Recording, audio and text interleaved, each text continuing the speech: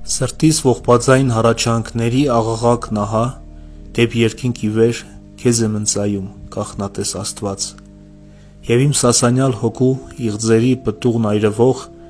անձս տոչորող թախծության հրի վրա տնելով, կամքիս պուրվարով առաքում եմ քեզ։ Նայիր ով գթած, հոտոտիր դու այն առավել սիրով, քան պատարակը բոլորանվեր, մատուցված ծխով ամենաառատ։ Ընդունիր այս պարզ ու սեղմ խոսքերի շարադրանքը դու, հաճությամբ հոժար և ոչ բարկությամբ։ Բանավոր զոհիս նվերն այս սրտանց,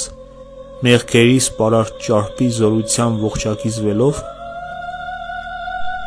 թող որ խոհերի իմ խորհրդակից սենյակի խորքից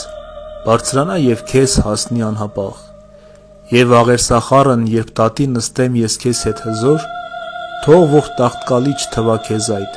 ինչպես ամբարիշտ Հակոբի ձեռքերի կարկառումն ի վեր, որի դեմ բողոք է կրել Եսային, և կամ ինչպես անիրավությունը Բաբելոնի Սաղմոսի 72-րդ առակում ասված, այլ ընդունիր այն կամովին, ինչպես խունգն հաճոյական, որ մի ժամանակ բուրեց Սելովի խորանի մեջ այն, որը նոր շուքով վերանորոգված Դավիթը կանգնեց, հանուն գերադարձ այն տապանակի, որ նման է իմ կորուսյալ հոգու վերստին գյուտին։ Բայց Եվահավոր ձայնը հատուցման քո դատաստանի, վրեժխնդրության ձորում ուժգնապես հնչելով ահա,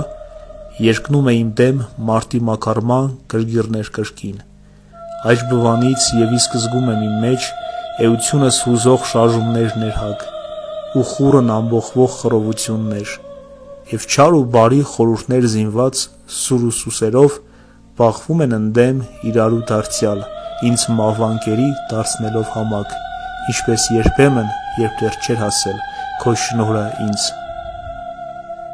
Առաքելական դասի մեջ Պողոսը, ընտրելագույնը, Մովսեսի օրենքն այս շնորհի հետ համեմատելով, Քրիստոսի բերած փրկությունը հաղթող է հայտարարում։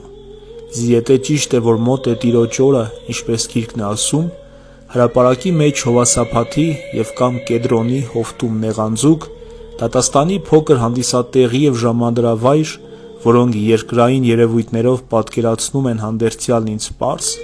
ապա և ինձ է մոտեցել հավետ թագավորությունը մարմնացյալ Աստծո, որը ենթակա պիտի գտնի ինձ մեծապես ծանր հատուցումների,